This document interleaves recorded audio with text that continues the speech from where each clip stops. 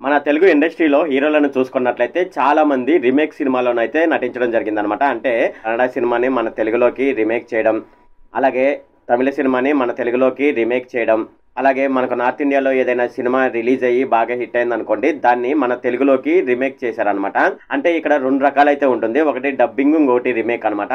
For example Vijay hero ఉన్నాడు కదా తమిళ్లో, ఆ హీరో నటించిన సినిమాని మన తెలుగులో కేవలం వాయిస్ ఓవర్ ఇచ్చారనుకోండి, దాన్ని డబ్బింగ్ సినిమాని అంటూ ఉంటారు. అలాగే రీమేక్ సినిమా అంటే సేమ్ యాజ్ ఇట్ ఈజ్ గా ఆయన తమిళ్లో ఏ విధంగానైతే నటించాడో అదే విధంగా తెలుగులో వేరే హీరోలను పెట్టి దానిలో నటించడం అనమాట. అంటే ఇక్కడ పూర్తిగా సినిమాని తీయడం, అక్కడ డబ్బింగ్ అంటే కేవలం వాయిస్ ని మాత్రమే డబ్ ఇవ్వడం జరుగుతుంది అనమాట. ఇది అనమాట ఈ డబ్బింగ్ కి అలాగే రీమేక్ కి మధ్య తేడా అనమాట. అయితే ఇప్పటి వరకు మన తెలుగు సినిమా చరిత్రలో ఇప్పటి వరకు ఒక్క సినిమా కూడా రీమేక్ చేయని హీరో అంటూ ఉన్నాడు, ఆయనే సూపర్ స్టార్ మహేష్ బాబు అనమాట. అయితే ఆయన ఇప్పటి వరకు ఏ సినిమాను కూడా రీమేక్ అయితే చేయలేదు, ఆయన సొంతంగా డైరెక్ట్ గా సినిమాను చేయడం జరిగిందనమాట. ఈయన ఎందుకు రీమేక్ సినిమాలు చేయడు అనే విషయాన్ని మనం ఈ వీడియోలో డిస్కస్ చేద్దాము. అంతేకాకుండా మనకు ఈ మధ్య కాలంలో మనం చూసుకున్నట్లయితే రియల్ ఎస్టేట్ కి సంబంధించి మార్కెటింగ్ స్ట్రాటజీ అయితే వచ్చిందనమాట. అదేమిటంటే మీరు ఎక్కడైనా సరే స్థలం కొంటే అక్కడ మీకు టేకు మొక్కలను ఫ్రీగా ఇవ్వడం జరుగుతుంది. అవి పెరిగి పెద్ద అయిపోయిన తర్వాత వాటిని అమ్మిన తర్వాత వాటిలో మీకు వాటా ఇస్తామని చాలా రియల్ ఎస్టేట్ సంస్థలు అయితే ఈ పని అయితే చేస్తున్నాయి. అసలు నిజంగా టేకు మొక్కలను మనం పెంచవచ్చా? పెంచితే నిజంగా వాళ్ళైతే దాంట్లో వాటా ఇస్తారా? అసలు నిజంగా మన ఇంటి దగ్గర టేకు మొక్కలను పెంచవచ్చా? అయితే రియల్ ఎస్టేట్ వాళ్ళు ఎలాగా టేకు మొక్కలను పెంచుతున్నారు, టేకు మొక్కలను పెంచిన తర్వాత దాన్ని అమ్మినప్పుడు వచ్చే ధర మనకు సూటబుల్ గా ఉంటుందా లేదా అనే విషయాలు మనం ఈ వీడియోలో డిస్కస్ చేద్దాము. ఈ వీడియోలోకి వెళ్లే ముందు నాదొక రిక్వెస్ట్ అండి, అదేమిటంటే ఈ వీడియో కనుక మీకు నచ్చినట్లయితే ఇక్కడ క్రింద ఉన్న రెడ్ కలర్ సబ్స్క్రైబ్ బటన్ మీద అయితే ప్రెస్ చేయండి. ఇలా మీరు రెడ్ కలర్ సబ్స్క్రైబ్ బటన్ మీద ప్రెస్ చేయడం వల్ల నేను చేసిన ప్రతి ఇన్ఫర్మేషన్ వీడియో అనేది అందరికంటే ముందు అప్డేట్ రూపంలో మీ మొబైల్కి అయితే చేరిపోతుంది. ఇప్పుడు మనం వీడియోలోకి అయితే వెళ్ళిపోదాం. ఏదైనా ఒక సినిమా చేస్తున్నప్పుడు డైరెక్టర్ ఒక సీన్ చెప్పినప్పుడు దాన్ని ఎలా పండించాలి అని నటుడైతే అనుకుంటూ ఉంటాడు.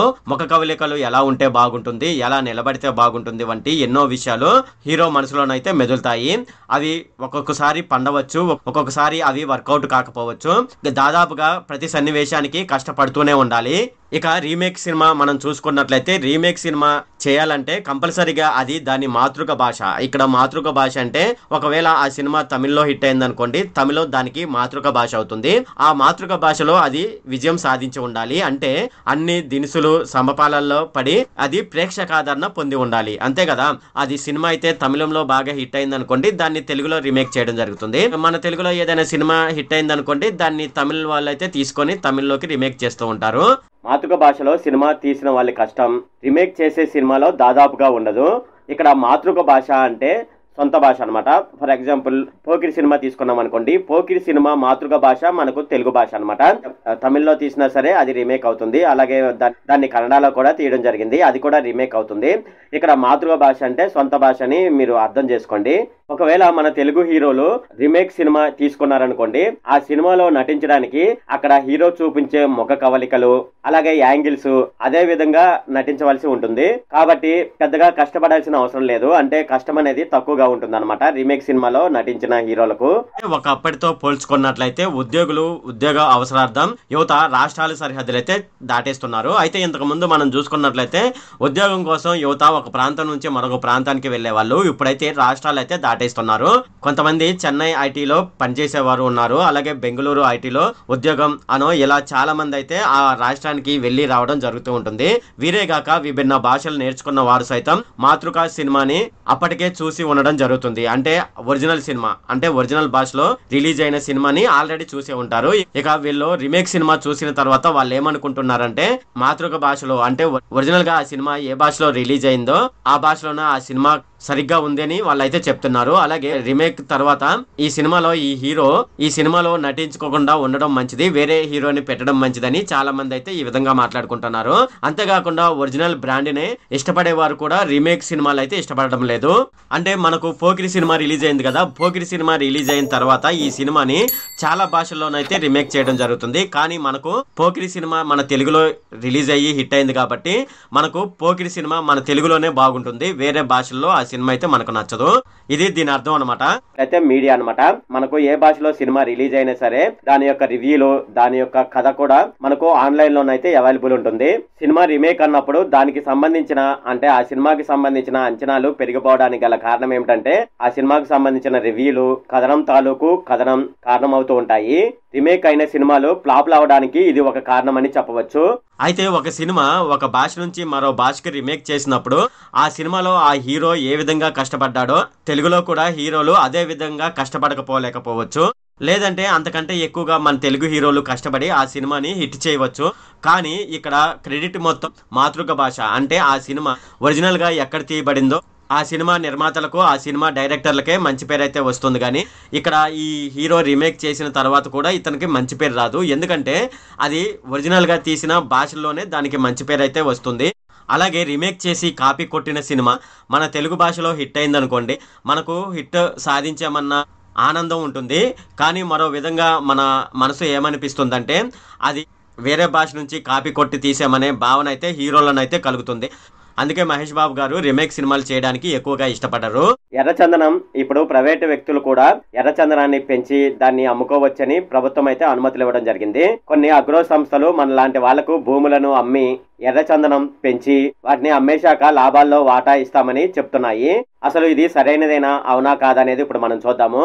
2022 సంవత్సరం నుంచి మనకు ఎర్రచందనం అనేది పెంచి వాటిని అమ్ముకునే అవకాశం అయితే ప్రభుత్వం అయితే కల్పించింది. ఇక ఎర్రచందనం మొక్కలను ఎవరైనా రైతు కొని అమ్మినా సరే తక్కువ రేట్ అయితే పలుకుతుంది. ఇది ఎందుకు పలుకుతుంది అని మనం చూసుకున్నట్లయితే దీనికి నేను ఒక ఉదాహరణ అయితే చెప్తాను. కర్ణాటక రాష్ట్రంలో తరికెల్లా అనే ఒక ప్రాంతం అయితే ఉంది.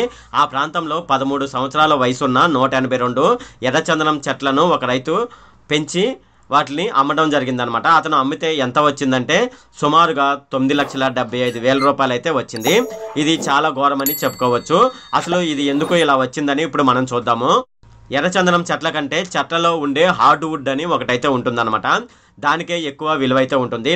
182 చెట్లను అతను అమ్మితే 13 కిలోల హార్డ్వుడ్ మాత్రమే వచ్చింది. అందులో 10% సూపర్వైజ్ చేసినందుకు ఫీజు అయితే ప్రభుత్వం అయితే తీసుకుంటుంది. మిగతా ఖర్చులైన మొక్కలు నాటడం దగ్గర నుంచి ఇప్పటి వరకు దాన్ని పెంచడం వరకు అన్ని ఖర్చులు మనం తీసివేసినట్లయితే నికర ఆదాయం ఎంత అనేది చెప్పలేము.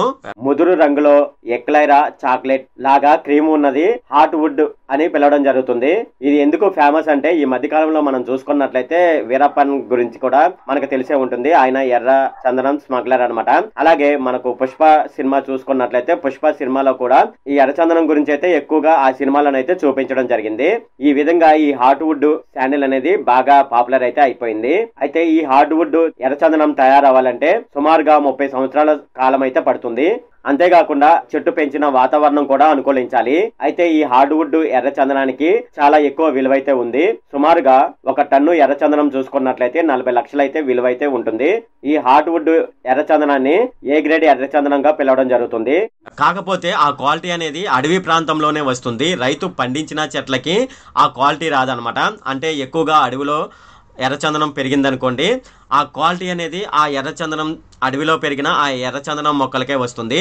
మన ఇంటి దగ్గర కానీ అలాగే మన పొలంలో కానీ పెంచినా సరే ఆ చెట్లకు ఆ క్వాలిటీ అయితే రాదు. అయితే ఎర్రచందనం క్వాలిటీగా రావాలంటే 60 సంవత్సరాలు అయితే మనం దాన్ని పెంచవలసి ఉంటుంది. ఈ విషయాన్ని ఎర్రచందనం మార్కెట్ ఎవరైతే చేస్తారో వాళ్ళైతే చెప్పడం జరిగింది.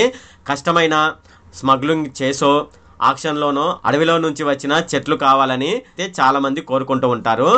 అయితే మన రైతులు ఒకవేళ ఈ చెట్లను పెంచినా సరే వాళ్ళకు ఎక్కువ రేట్ అయితే ఇవ్వడం జరగదు. ఉదాహరణకు మనం చెప్పాలంటే మనకు సిటీలో కొబ్బరి బండం అనేది 40 రూపాయలకే దొరుకుతుంది. అలా అని చెప్పి మన ఇంటి దగ్గర కొబ్బరి చెట్టు వేసామనుకోండి, ఆ కొబ్బరి కాయలు అమ్మేటప్పుడు మనకు అదే రేటు రాదు.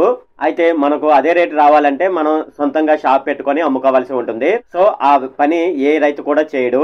కొబ్బరికాయలు మనం కొనేటప్పుడు రైతు దగ్గర నుంచి కొంటున్నాం అనుకోండి, 5 రూపాయలకే దాన్ని కొనడం జరుగుతుంది. కానీ అది సిటీకి వచ్చేటప్పటికి 40 రూపాయలకు దాన్ని అమ్మడం జరుగుతుంది. అయితే మనం ఆ కాయని దించడానికి ఒక్కొక్క కాయకు 1 రూపాయి అయితే ఖర్చు అవుతుంది. అంటే చెట్టు మీద నుంచి కాయ దించాలి కాబట్టి రైతుకి 1 రూపాయి అయితే ఖర్చు అవుతుంది. అయితే ఇంకా ఆ కాయని మనం అమ్ముకున్నట్లయితే మనకు 2 రూపాయల నుంచి 3 రూపాయల వరకే వస్తుందని చెప్పవచ్చు. అంటే ఖర్చులన్నీ పోను. ఇక ఎర్రచందనంలో శ్రీగంధం చెట్లు అని మీరు వినే ఉంటారనమాట. అయితే ఈ శ్రీగంధం అనే చెట్లను మంచి రేటుకి అమ్మిన రైతులు కూడా మన ఆంధ్రాలో ఉన్నారు. శ్రీగంధం చెట్టు అనేది పరాన్నజీవి. మొక్క యొక్క వేరులో బలం తీసుకొని బ్రతికే లక్షణం దానికైతే ఉంటుంది. దాన్ని పెంచాలి అంటే చాలా జాగ్రత్తలు అయితే తీసుకోవాల్సి ఉంటుంది. అయితే రాష్ట్ర ప్రభుత్వం ఎర్రచందనాన్ని మనం పండించడానికి అలాగే ఎర్రచందనం మొక్కలు పెంచుకోవడానికి అనుమతించినప్పటికీ ఎవరు కూడా ఆ ఎర్రచందనం మొక్కలైతే పెంచడానికి అయితే ఇష్టపడరు. దానికి కారణం ఏమిటంటే దానికి ఎక్కువ రేటు రాదు కాబట్టి. అడవిలో పెరిగే ఎర్రచందనం మొక్కలకే ఎక్కువ రేట్ అయితే వస్తుంది. చాలా మంది వ్యాపారులు అయితే ఆ అడవిలో పెరిగిన ఎర్రచందనం మొక్కలను అయితే కొనుగోలు చేయడానికి ఇష్టపడుతూ ఉంటారు. ఇది ఫ్రెండ్ ఈ వీడియోలో. ఫ్రెండ్ ఈ వీడియో కనుక మీకు నచ్చినట్లయితే ఇక్కడ కింద ఉన్న రెడ్ కలర్ సబ్స్క్రైబ్ బటన్ మీద అయితే ప్రెస్ చేయండి. అలాగే ఈ వీడియోని మీ ఫ్రెండ్స్ అండ్ ఫ్యామిలీ మెంబర్స్కి అయితే షేర్ చేయండి. అలాగే ఈ వీడియో సంబంధించి ఏమైనా కామెంట్లు ఉన్నాయనుకోండి, నాకు తప్పనిసరిగా క్రింద ఉన్న కామెంట్ సెక్షన్లో అయితే తెలియజేయండి. ఈ వీడియో అంతే friend. Okay, thank you friend.